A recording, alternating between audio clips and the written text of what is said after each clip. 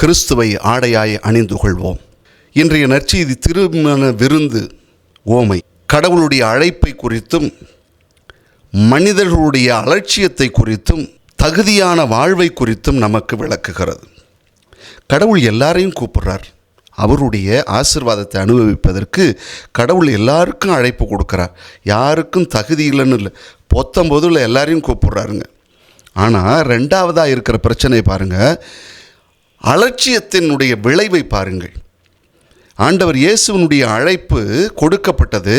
ஆனால் தங்களது வியாபாரம், நிலத்தில் வேலை, உழைப்பு என்று சொல்லிக் கொள்கிறார்கள், உலக காரியத்தில் அதிகமான ஈடுபாடு, இதெல்லாம் காரணம் காட்டி கடவுளுடைய அழைப்பை அலட்சியப்படுத்துவதும் புறக்கணிப்பதையும் பார்க்கிறோம். மூன்றாவது, திருமண ஆடை அணியாதவர்களை புறம்பே தள்ளுவது.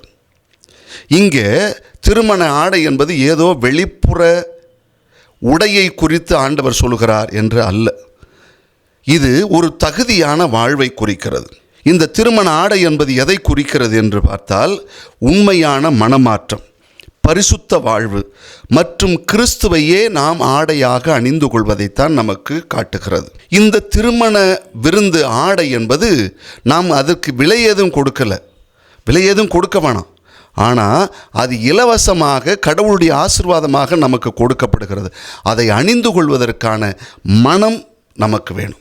அதனால தான் கலாத்தியருக்கு எழுதிய திருமுகத்தில் புனித சின்னப்பர் 3வது அதிகாரம் 27வது வசனத்தில் சொல்கிறாரு, கிறிஸ்துவுக்குள்ளாக திருமுழுக்கு பெற்ற நீங்கள் எல்லாரும் கிறிஸ்துவை ஆடையாக அணிந்து கொண்டீர்கள் என்று சொல்லுகிறார். அன்புக்குரியவர்களே, ஒரு ஐடி கம்பெனி, அந்த ஐடி கம்பெனியில் அவர்கள் ஆட்கள் எடுக்கிறார்கள். அவங்களுக்கு ட்ரைனிங் கொடுக்குறாங்க. ட்ரைனிங் கொடுத்து அடுத்தது அவங்களுக்கு வேலையும் கொடுக்குறாங்க. வேலை ஆர்டர் காப்பி வாங்கியாச்சு.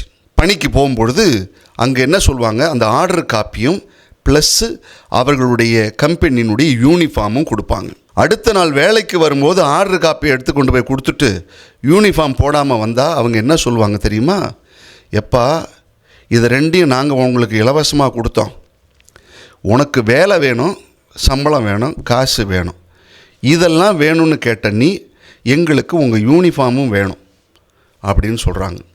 இல்லைங்க ஐயா, எனக்கு யூனிஃபார்ம்லாம் கிடையாது, போட மாட்டேன், எனக்கு வேலை, சம்பளம், காசு இதுதான் வேணும் அப்படின்னு சொன்னால் ஒரே ஒரு நாள் நீ அந்த இடத்துல இருக்க முடியாது, வேலை செய்ய முடியாது.